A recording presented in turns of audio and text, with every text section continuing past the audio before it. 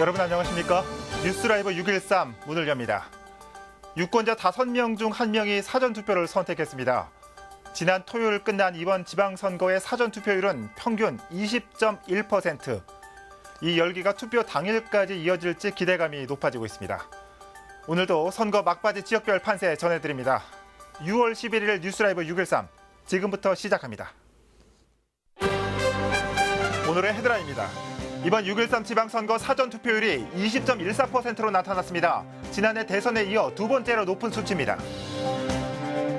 서초구청장 선거 전이 고소와 비방으로 얼룩지고 있습니다. 세금 체납과 김영란법 위반 의혹에 법적 공방까지 이어지고 있습니다. 송파구청장 후보들이 각각 일자리와 복지, 교통에 주안점을 둔 최우선 공약으로 막판 민심 잡기에 나서고 있습니다. 유권자 1명당 투표 비용은 25,000원꼴. 지난 지방선거 투표율을 적용하면 투표 미참여로 낭비되는 세금이 4,600억 원에 달합니다.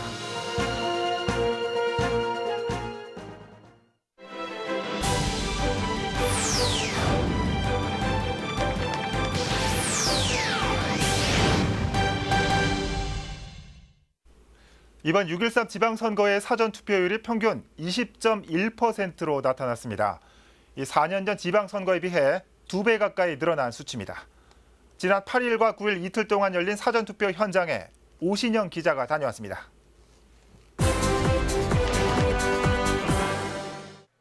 투표를 위해 한 줄로 늘어선 사람들.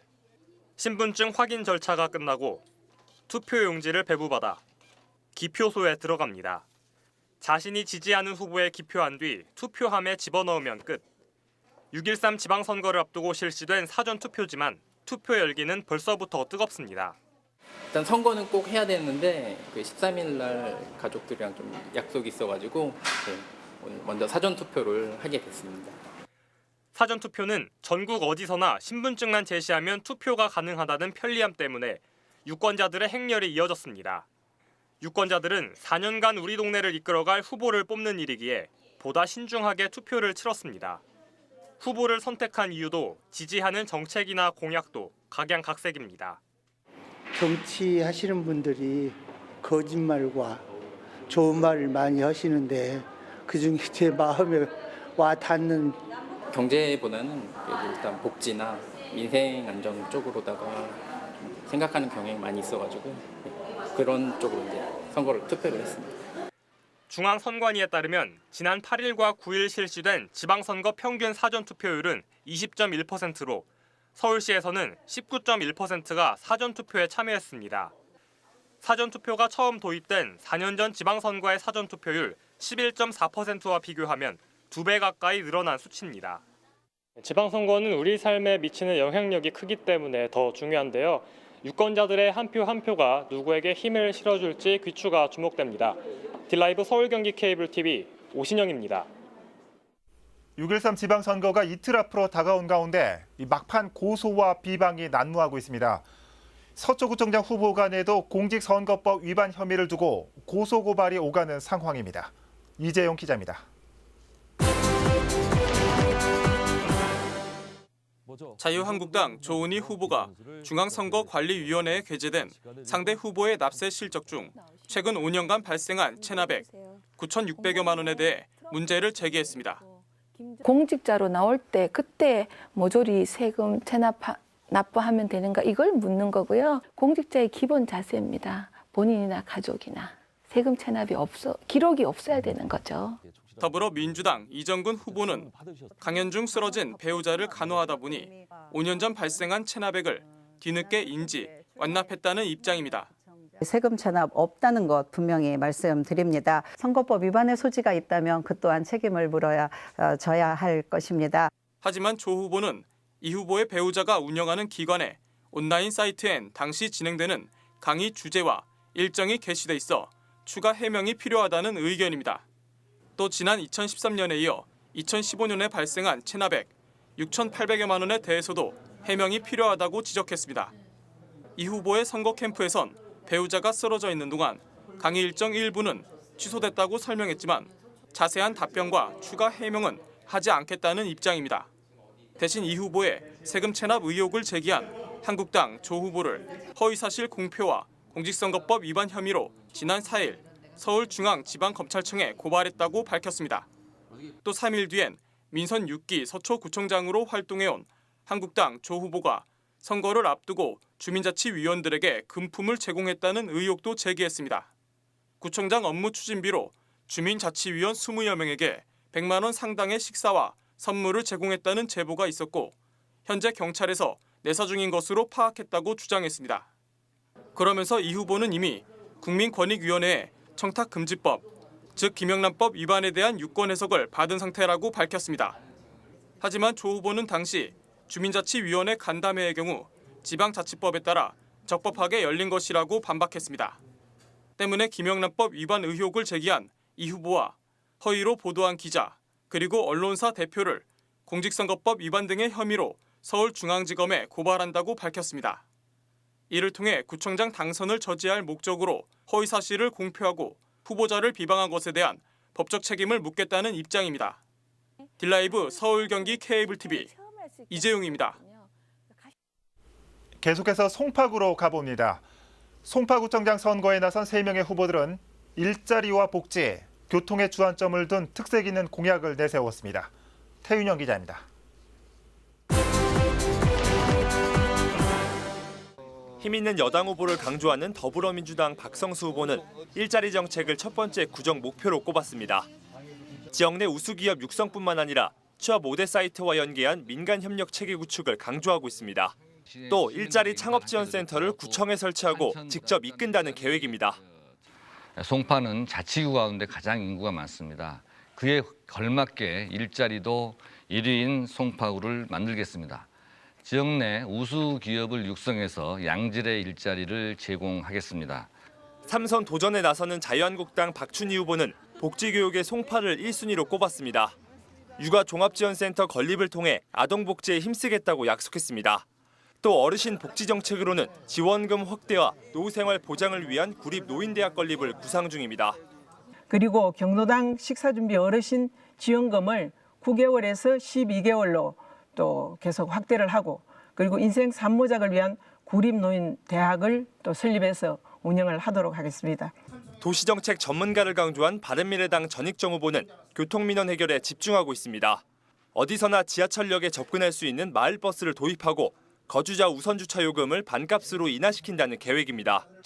여기에 재건축 아파트의 녹지를 해제해 주차 문제를 해결한다는 공약도 내걸었습니다. 재건축 아파트 주차장 불편해서 현재 사시고 있는 주민들 못 살겠답니다. 주차 문제 해결하겠습니다. 재건축 아파트 단지 녹지 해제해서 주차 문제 해결하겠습니다. 본 선거를 앞두고 점점 열기가 고조되고 있는 6.13 지방선거.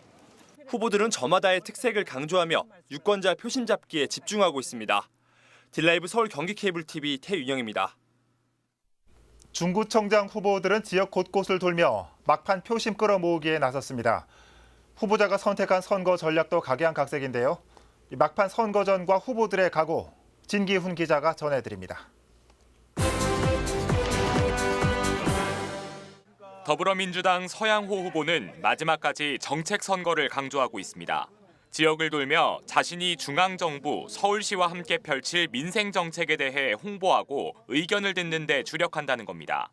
또 북미 정상회담 등을 언급하며 여당 지지 호소에도 열을 올립니다. 정책 협약식들을 많은 시민사회 단체라든가 지역의 조직들이 해오고 계십니다. 그래서 이런 정책 협약을 통해서 주민들과 시민들이 주시는 소중한 뜻을 선거에서 반영하기 위해서 적극적으로 애쓰고 노력하고 있습니다. 자유한국당 최창식 후보는 골목 민심 다지기에 주력합니다. 동네에 쓰레기를 주우며 주민들을 만나 지지를 호소하고 의견을 듣는 데 집중한다는 겁니다. 떠들썩한 유세보다는 조용하고 친근하게 얼굴을 알리는 유세 전략을 택한 겁니다. 유세, 방송 이런 걸 하니까요. 주민들이 시끄러워서요. 쓰레기도 줍고 하다가 만나는 분들하고 소통하고 불편한 것도 들어주고 지지도 호소하고 다목적으로 좋은 효과가 있는 것 같아요.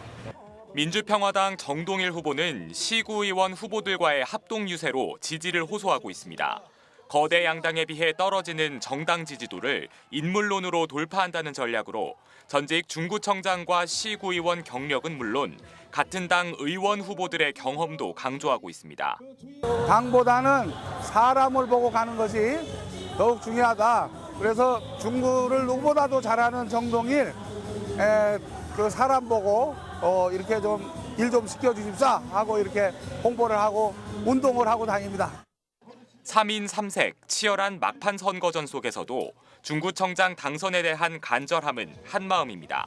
딜라이브 서울 경기 케이블 TV 진기훈입니다. 지난달 말 강남구청에 새로운 노조가 설립됐습니다. 평직원들이 중심이 돼 임원진을 꾸렸는데 직원 복리와 직장 문화 개선을 목표로 삼고 있습니다. 첫 사안으로 강남구청장 선거에 나선 주요 정당 후보들에게 공개 질의서를 보냈습니다.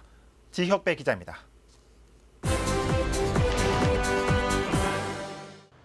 강남구청에 지난달 3일 기존 조직을 정비한 전국공무원 노동조합 강남구 지부가 출범한 데 이어 같은 달 29일엔 기존 노조와 차별화를 내세우며 전국통합공무원 노동조합이 설립됐습니다. 이로써 2개의 복수노조가 생긴 겁니다. 새롭게 생긴 통공로에선 강남구청장에 도전하는 주요 정당 후보자들에게 직접 공개 질의서를 전달했습니다. 투명하고 공정한 인사 시스템 도입, 국경일 직원들이 동원되는 인위적인 태극기 달기 홍보 중단, 간부회의와 국장회의 같은 각종 중복회의 간소화 이렇게 3가지입니다. 더불어민주당 정승균 후보는 다면평가 추진, 국경일과 공휴일에 태극기 달기 홍보를 위한 공무원 출근을 없애고 비상시를 제외한 근무 시간의 회의를 하지 않겠다고 간결하게 답했습니다. 자유한국당 장영철 후보는 공정하고 투명한 인사 시스템 운영, 공무원이 출근해 태극기 달기를 독려하는 것은 본 취지에 부합하지 않기 때문에 시민운동 확산을 노력하고 회의는 대폭 줄이겠다고 약속했습니다. 바른미래당 김상채 후보는 다면평가제 활성화와 인사위원회 보강을 통해 모두가 공감하는 인사행정 도입, 지속적인 홍보를 통해 구민 스스로가 자율적인 태극기 달기 정착, 근무 환경과 시스템의 효율적 정비로 각종 회의를 근무 시간 내 시행하겠다고 밝혔습니다. 약속을 미리 받아낸 것이라고 보면 되고요. 직원들이 가장 힘들어하는 3가지 질문을 통해서 또 직원들도 청장님의 그 성향과 앞으로 정책 방향을 미리 알 수 있는 통공로 강남구 지부는 오는 2019년까지 회비 없이 운영하는 것을 원칙으로 구청 내 노조 홈페이지를 별도로 개설해 온라인 중심으로 활동할 계획입니다. 딜라이브 서울 경기 케이블 TV 지역배입니다. 매 선거마다 관심받는 내용 중에 하나가 바로 투표율입니다. 77%를 넘겼던 지난해 대선 투표율. 하지만 총선과 지방선거 투표율은 60%도 넘지 못하는 실정입니다. 그렇다면 서울 25개 자치구 가운데 투표율이 가장 높았던 곳은 어디일까요? 이혜진 기자가 알아봤습니다.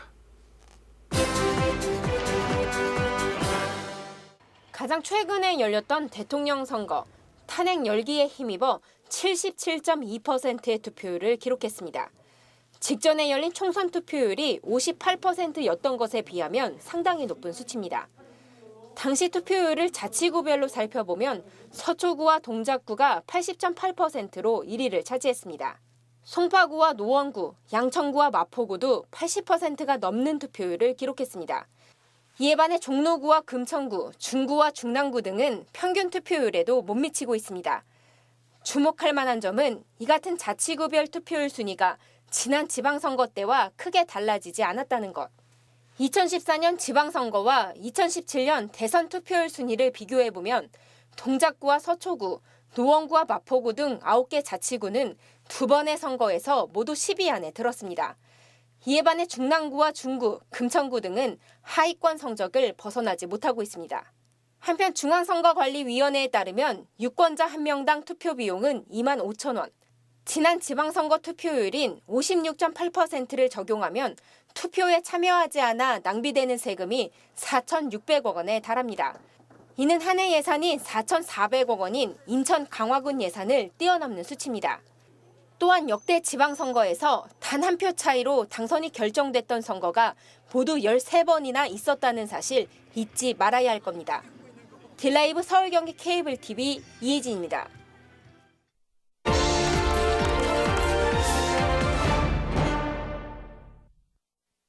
6.13 지방선거 결전의 날이 가까워오면서 각 당 후보들도 막바지 선거운동에 총력을 기울이고 있습니다.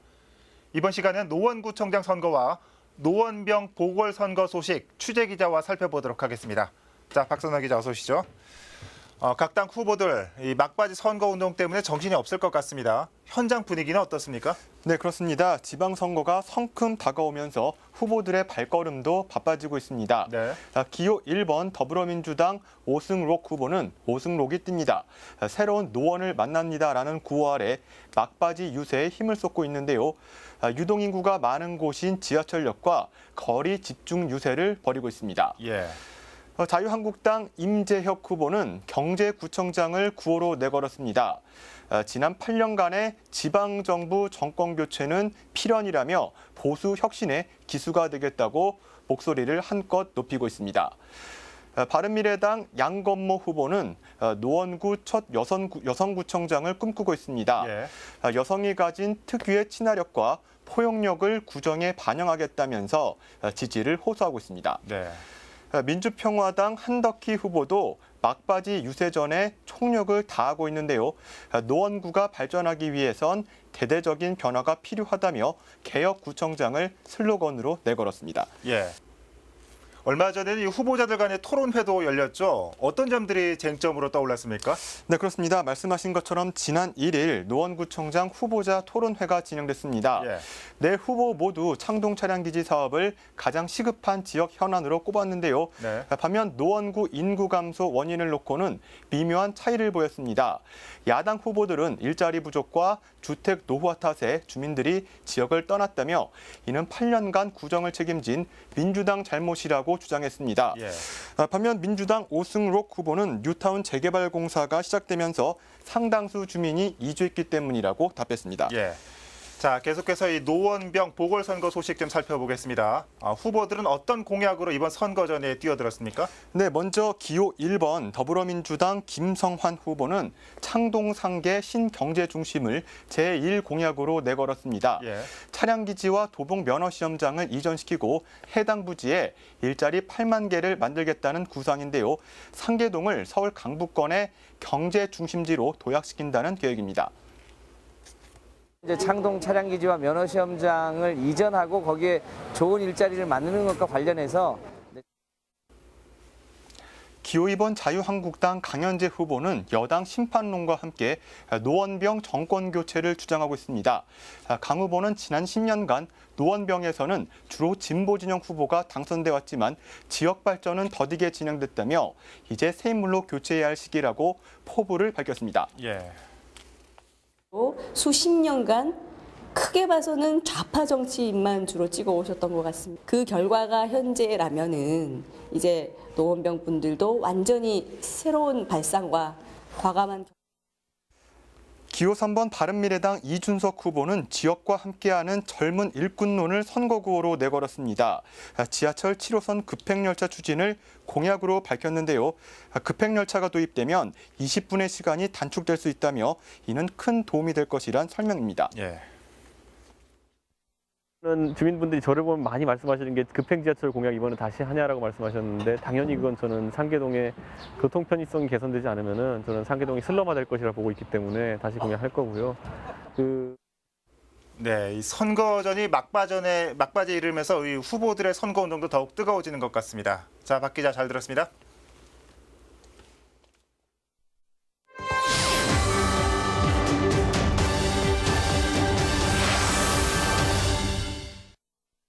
딜라이브 청년 기자단의 지방선거 관련 리포트 전해드립니다.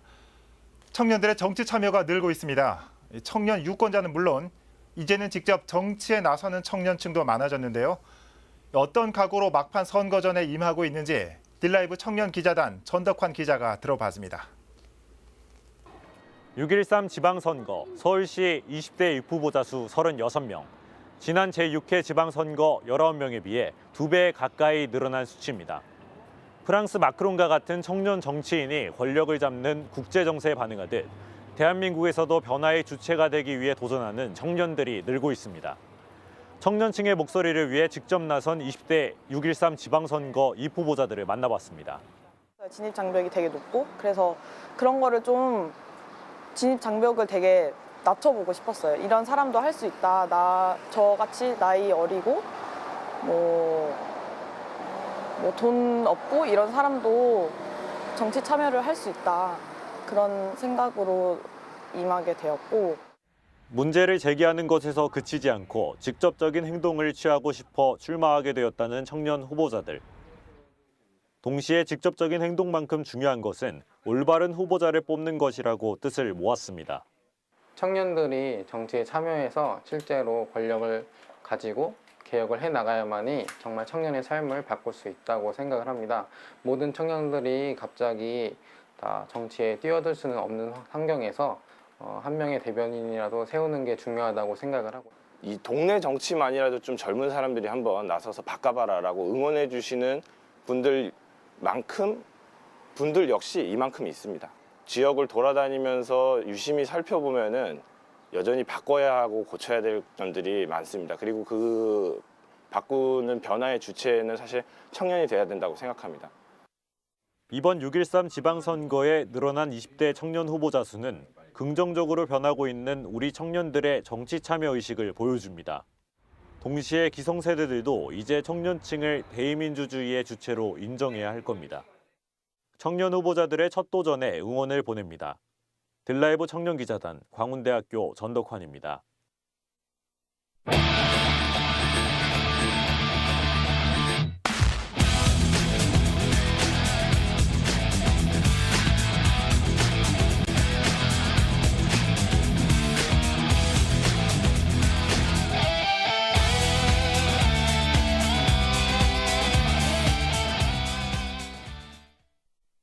선거가 막판으로 찌다들면서 과열과 혼탁해지는 양상을 보이고 있습니다.